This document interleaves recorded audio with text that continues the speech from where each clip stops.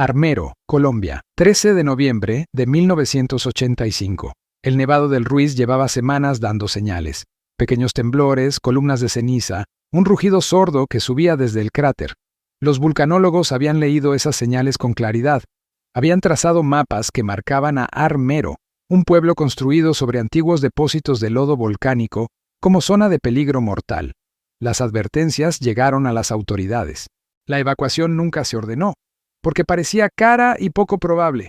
Esa noche el volcán reventó. El calor fundió en minutos el casquete de hielo de la cumbre, y toda esa agua arrastró roca, ceniza y barro montaña abajo. Lo que bajó por el valle fue un río de lodo de varios metros de altura, moviéndose a la velocidad de un automóvil.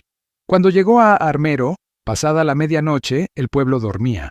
El lodo lo cubrió por completo. De unos 29.000 habitantes, más de 23.000 desaparecieron bajo el barro en cuestión de minutos. Al amanecer, no quedaba un pueblo, quedaba una llanura gris donde antes había calles y casas. De toda esa destrucción, una sola imagen quedó grabada en la memoria del continente. Omaira Sánchez, una niña de 13 años, atrapada hasta el cuello entre los escombros sumergidos de su propia casa. Los rescatistas no tenían el equipo para liberarla sin que se desangrara. Durante 3 días, el mundo la vio por televisión hablar, cantar y despedirse con una serenidad imposible. Murió frente a las cámaras, y su rostro se volvió el símbolo de una tragedia que estaba anunciada en un mapa. Porque eso es lo que duele de Armero.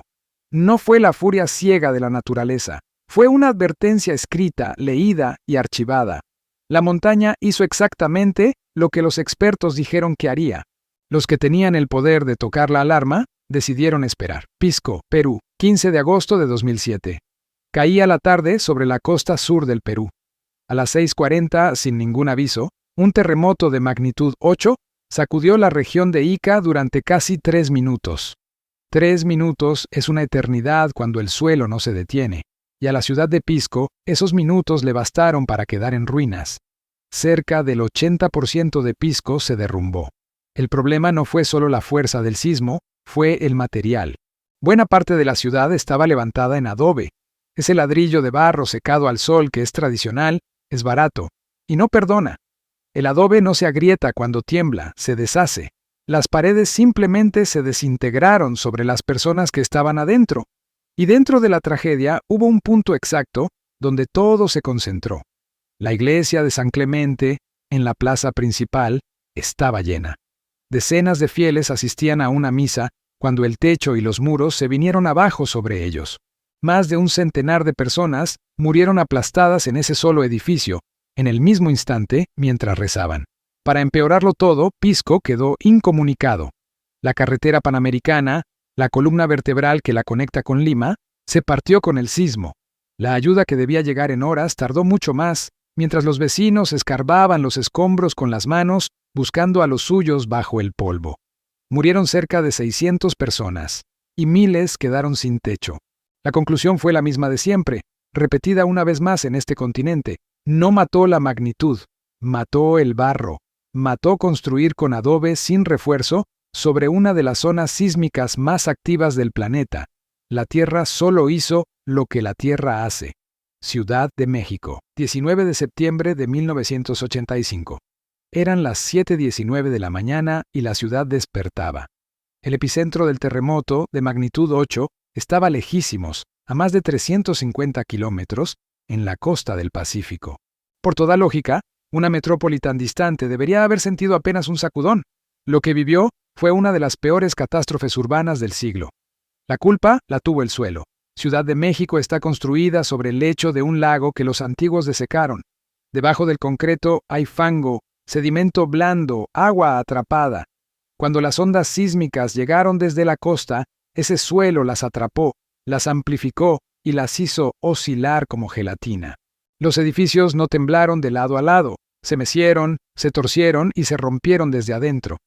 Construcciones enteras desaparecieron en segundos. Edificios de oficinas, conjuntos de vivienda, hoteles. El Hospital General y el Hospital Juárez perdieron pabellones completos con cientos de personas adentro. La ciudad amaneció partida, con columnas de polvo y cuerpos bajo el concreto en barrios enteros.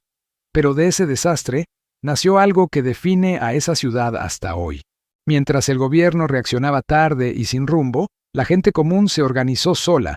Brigadas de voluntarios, los que llamaron los topos, se metían por los huecos de los edificios colapsados para sacar sobrevivientes con sus propias manos, sin equipo y sin permiso. La sociedad hizo el trabajo que el Estado no supo hacer. Las cifras oficiales hablaron de unos 10,000 muertos, aunque los conteos independientes la elevan mucho más. Y México sacó una lección que pocos países aprenden a tiempo. De esa herida salieron las normas de construcción modernas, la alerta sísmica que hoy regala segundos de ventaja y una cultura de simulacros que se repite cada año. La ciudad convirtió su tragedia en defensa. Venezuela, 24 de junio de 2026. Eran las 6:04 de la tarde y el norte de Venezuela estaba de fiesta. Se conmemoraba la batalla de Carabobo y se celebraban las fiestas de San Juan, así que las calles estaban llenas y los comercios abiertos. Entonces la tierra golpeó 2 veces. El primer sismo fue de magnitud 7.2, con epicentro cerca de San Felipe, en Yaracuy. 39 segundos después, cuando la gente apenas entendía lo que pasaba, un segundo terremoto de magnitud 7.5 sacudió cerca de Yumare. 2 terremotos mayores con menos de 1 minuto entre uno y otro, lo que los sismólogos llaman un doblete. La sacudida total se extendió por cerca de 3 minutos. La Guaira fue el estado más castigado. Más de 100 edificios se derrumbaron y torres residenciales completas cayeron en Caraballeda y en Catia la Mar. En Caracas, el edificio Petunia, en pleno municipio de Chacao, se vino abajo con su gente adentro. Las primeras imágenes mostraron hospitales colapsados, atendiendo heridos en los pasillos y hasta en la calle. Y ahí apareció la otra cara del desastre. No fue solo el sismo, fue el vacío de autoridad. Mientras los vecinos cavaban los escombros con las manos, surgieron denuncias de funcionarios bloqueando la ayuda humanitaria, reteniendo insumos y exigiendo permisos para dejar pasar el auxilio. Un sistema de salud ya destruido por años de crisis no tenía cómo responder. La población terminó organizándose sola, por redes sociales, porque el Estado no llegó a tiempo. La cifra oficial superó los 1,450 muertos, con más de 3,000 heridos y miles de desaparecidos, y se espera que siga subiendo mientras avanzan los rescates. El daño material directo se estimó en unos 6,700 millones de dólares, cerca del 6% de toda la economía del país. Venezuela ya venía quebrada antes de esa tarde. El terremoto solo destapó, de la forma más cruel posible, todo lo que ya estaba roto. Haití, 12 de enero de 2010. A las 4:53 de la tarde, Puerto Príncipe latía con el ritmo normal de una capital de 2 millones de habitantes. El terremoto que la golpeó fue de magnitud 7. En Chile o en Japón, ese número significaría daños moderados y pocas muertes. Pero Haití no era Chile ni Japón, y esa diferencia lo fue todo. El epicentro estaba a apenas 25 kilómetros de la ciudad y a solo 13 de profundidad. Cercano, superficial, directo al corazón de la capital. La sacudida tumbó cerca del 80% de las construcciones de Puerto Príncipe. El Palacio Nacional, la catedral, hospitales, escuelas y ministerios, todo al suelo. Y la causa de fondo no fue la fuerza del sismo. Fue la miseria. Décadas de dictaduras, golpes, corrupción y abandono habían dejado al país sin normas de construcción, sin materiales decentes, sin nada parecido a un sistema de emergencia. Los edificios se levantaban con bloques de concreto sin varillas de acero, pegados con arena de playa y cemento malo. No estaban hechos para resistir, estaban hechos para costar poco. Cuando el suelo se movió, se volvieron tumbas. Lo que vino después fue una pesadilla sobre otra. Como los hospitales también se habían caído, los médicos operaban a cielo abierto, sin anestesia, con lo que tenían a mano. La ayuda internacional fue enorme, pero desordenada. Se prometieron miles de millones de dólares y años después se descubrió que buena parte nunca llegó a manos haitianas, perdida entre burocracia e intermediarios. Por si fuera poco, un brote de cólera traído por tropas de la ONU mató a más de 10,000 personas en los años siguientes. El número de muertos todavía se discute.